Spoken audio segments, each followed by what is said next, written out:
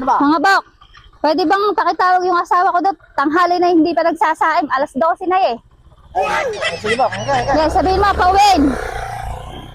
Mukhang galit yung asawa ni Bok ah. Ay, galit yun. Ano? Oo, galit yun. Ako, may nagpapatawag sa'yo dun, Bok.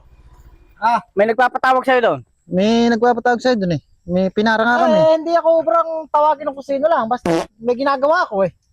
Aba, matapang May pala. matapang pala ito. Ano? Hindi talaga akong papatawag pagka baka ako sa lang ko ayan Mukhang kailangan. Oo.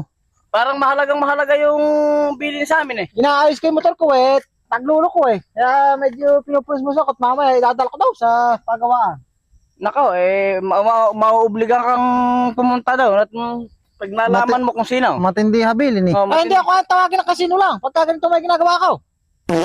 Mukhang Aba. siga at sa kanila. Ako pinakamatapang sa amin. Nako po. Pagka may tumawag-tawag sa akin, ngungusuhan ko pa, pati nagaan eh. Yung tumatawag eh. Sino. Ha? Sabihin mo kung sino. Abay, yung misis mo ba? Pinapatawag ka at magsasahin ka na raw.